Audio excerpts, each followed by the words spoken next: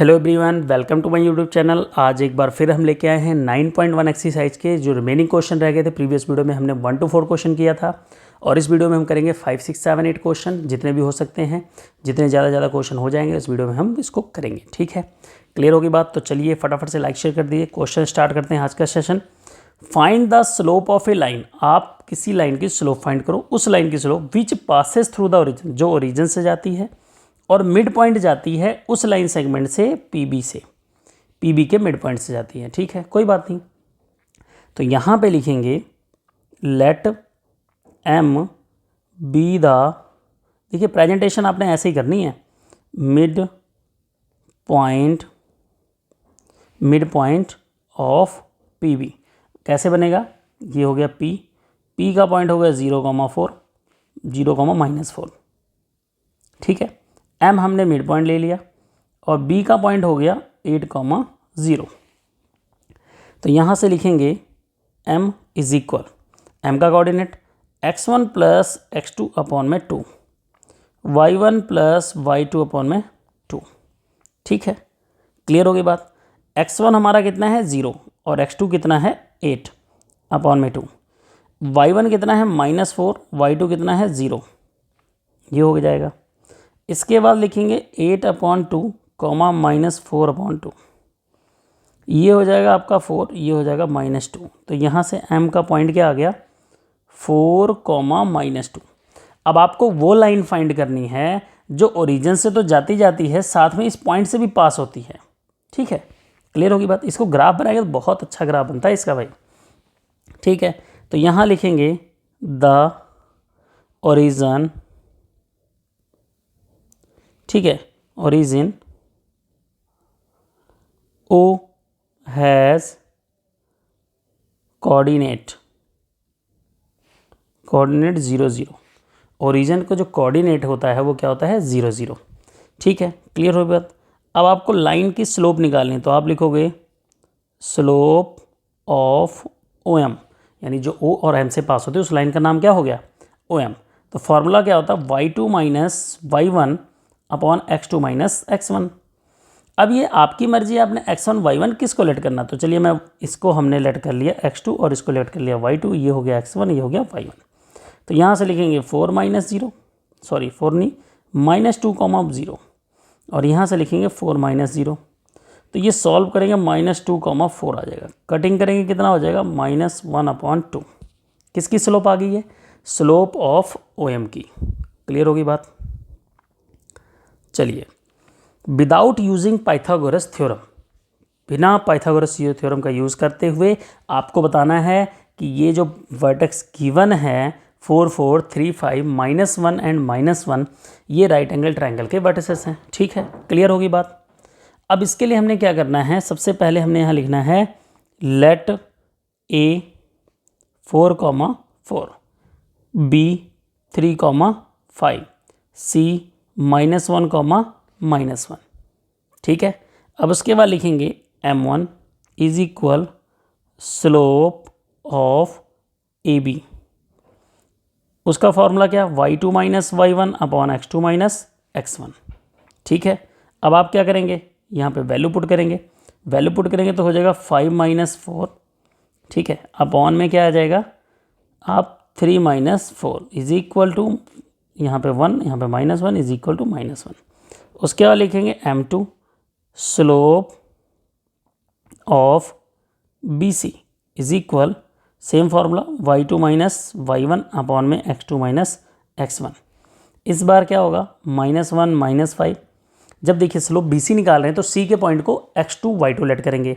ठीक है, C के पॉइंट को क्या लेट करेंगे x2 y2 और B के पॉइंट को क्या लेट करेंगे x1 y1। जैसा आपने लिखा, पहले लिखा तो उसके पॉइंट को पहला लेट करेंगे, बाद में लिखा तो उसके पॉइंट को 2 वाले लेट करेंगे।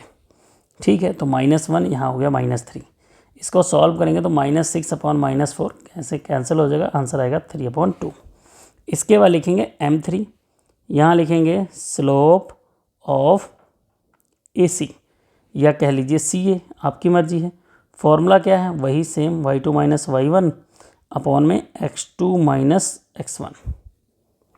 ठीक है, अब y2 माइनस -1 -4 अपॉन में -1 -4, ये हो जाएगा -5 अपॉन में -5 कैंसिल होकर कितना आ जाएगा 1। तो यहाँ लिखेंगे m1 multiply m2 is equal to, निकालते हैं 1 इज इक्वल टू -1, यानी m1 और m2 क्या है, m1 और m2 सॉरी m3 है यहाँ पे, m3 का स्लोप एक इसका स्लोप 1 था और इसका स्लोप -1 था। यहाँ देखा हमने इसको मल्टीप्लाई करके कितना आ रहा -1। इसके बाद लिखेंगे therefore lines AB and AC are perpendicular, क्या लिखेंगे, परपेंडिकुलर टू ईच अदर, ठीक है, क्लियर होगी बात। Therefore angle A is equal to 90 degree. देखिए AB और AC परपेंडिकुलर हैं तो A कॉमन है ना यहाँ पे, क्योंकि यहाँ पे AB हो जाएगा AC तभी परपेंडिकुलर हुआ, तो जो कॉमन होगा वो 90 का एंगल होगा, ठीक है, क्लियर होगी बात। फिर यहाँ लिखेंगे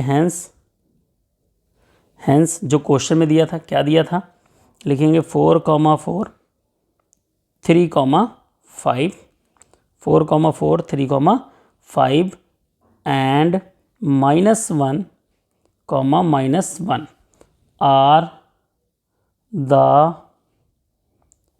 vertices of right angle triangle। Clear होगी बात। ये तो था क्वेश्चन नंबर 6। अब हम करेंगे क्वेश्चन नंबर 7, ठीक है। क्वेश्चन नंबर 7 में बिना डायग्राम के आपको समझ में नहीं आएगा कि क्वेश्चन को कैसे करना है, क्लियर होगी बात। कह रहा है find the slope of line, उस लाइन की आप स्लोप फाइंड करो, ठीक है, किस लाइन की, उस लाइन की स्लोप आप फाइंड करो जो एंटी क्लॉकवाइज चल के angle of 30 degree with positive direction of Y. वहाँ पॉजिटिव डायरेक्शन क्या है, वाई का, ये है, ओरिजिन से ऊपर। अब क्वेश्चन कह रहा है उस लाइन की स्लोप निकालनी है जो इसके साथ, ठीक है, जो वाई एक्सिस के साथ यानी इस डायरेक्शन में कितने का एंगल बना रही है, 30 का एंगल बनाती है, ठीक है। वो 30 होगा तो ये कितना हो जाएगा 30, ठीक है, और ये कितना हो जाएगा 90। तो आपको भी पता है जो एक्सटीरियर एंगल होता है वो इंटीरियर एंगल के टोटल के इक्वल होता है। 90 + 30 कितना होता है 120, यानी ये एंगल आ गया 120। यहाँ पे ओ ले लीजिए, यहाँ पे एक्स, यहाँ पे एक्स डैश, यहाँ पे वाई डैश। इस लाइन का जो नाम है वो रखना आपने एल रख लीजिए, ठीक है, क्लियर होगी बात। अब इसके बाद बनाने के बाद लिखेंगे the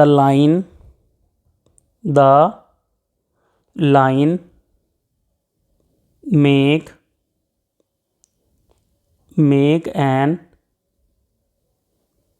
angle of 120 degree with the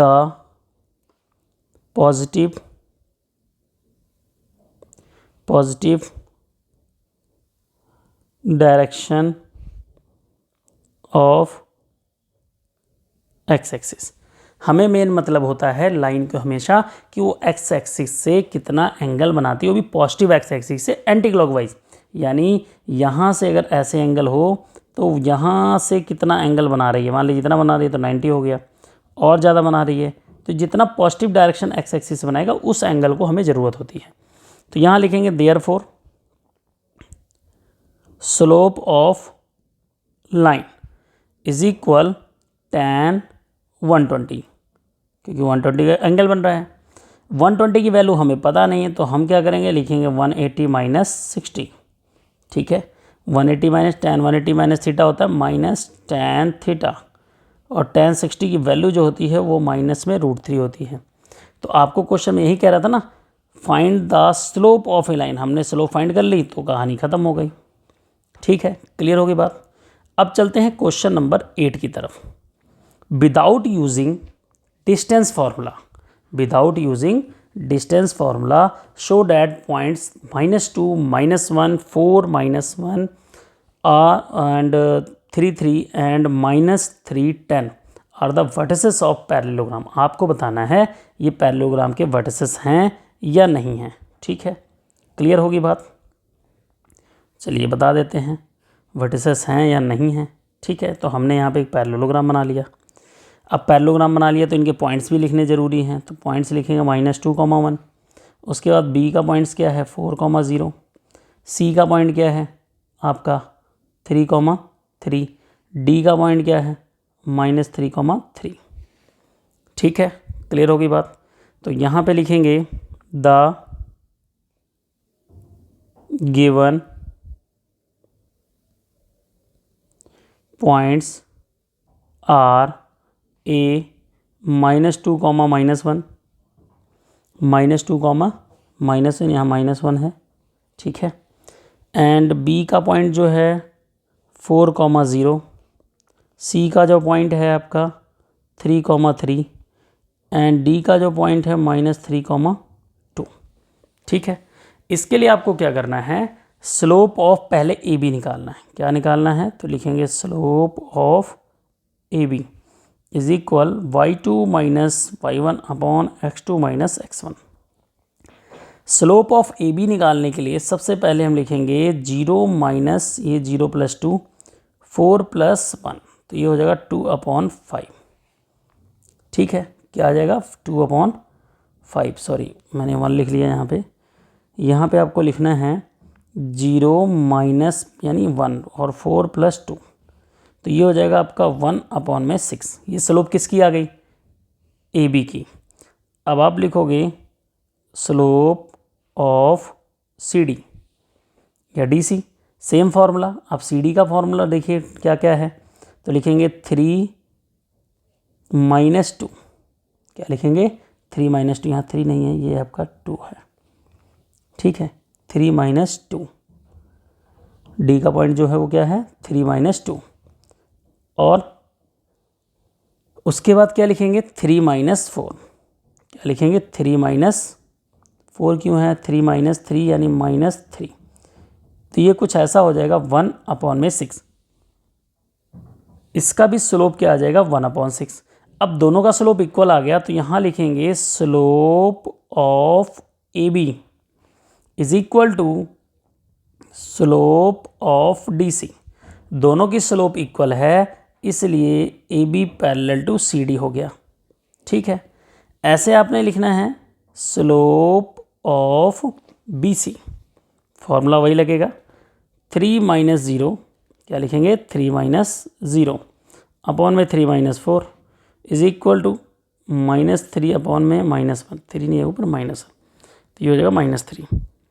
उसके बाद लिखेंगे स्लोप ऑफ ए डी। क्या लिखेंगे 2 - -1 अपॉन में -3 - 2, तो यहाँ से लिखेंगे 2 + 1 अपॉन में -3 + 2, तो ये हो जाएगा आपका 3 अपॉन में -1 इज इक्वल टू -3। अब यहाँ भी लिखेंगे वही चीज़, slope of B C is equal to slope of A D. दोनों की स्लोप इक्वल है, इसलिए आपका बी सी जो है B C parallel to A D है। ठीक है, अब आपके सारे अपोजिट पेयर जो हैं वो पैरेलल हैं आपस में। ठीक है, देयरफॉर लिखेंगे A B C D is a parallelogram. इसको शॉर्ट फॉर्म में क्या लिखते हैं, ए पैरेललोग्राम। ठीक है, उसके बाद सबसे लास्ट में ये लिखना होता है हैंस दीज पॉइंट दिस, यानी जो भी पॉइंट्स दिए हैं these are the vertices of, यानी आपने शो डैट जहाँ से लिखा है वहाँ से लिख देना हैंस पॉइंट्स -2 -1। क्वेश्चन को देखिए 4 0 3 3 and -3, 2 are the vertices of parallelogram. Clear होगी बात। तो आई होप आपको वीडियो पसंद आई होगी, लाइक शेयर जरूर कीजिएगा। और आज की वीडियो में हमने 3 क्वेश्चन किए हैं। ठीक है, क्वेश्चन नंबर हमने लास्ट क्वेश्चन जो यहाँ पे किया है क्वेश्चन नंबर 8। ठीक है, नेक्स्ट वीडियो में हम करेंगे क्वेश्चन नंबर 9, 10 एंड 11। क्लियर होगी बात। 9, 10, 11 को करके इस चैप्टर को एक्सरसाइज को फिनिश करते हैं। और आगे की वीडियो के लिए आप चैनल पे बने रहिए, लाइक शेयर करते रहिए, आपकी श्रद्धा है। ठीक है, और आपका ये मोटिवेशन देते रहिए, हमें भी थोड़ा हौसला होता रहेगा कि हाँ आपके लिए और अच्छी वीडियो हम लेके आएंगे। और कोशिश है कि अच्छी वीडियो आएगी ही आएगी। ठीक है, आप लोगों का प्यार ही इतना बहुत ही अच्छा है और हम कोशिश करते रहेंगे। फिर मिलते हैं नेक्स्ट वीडियो में नए क्वेश्चन के साथ, अगले क्वेश्चन के साथ। तब तक के लिए बाय बाय।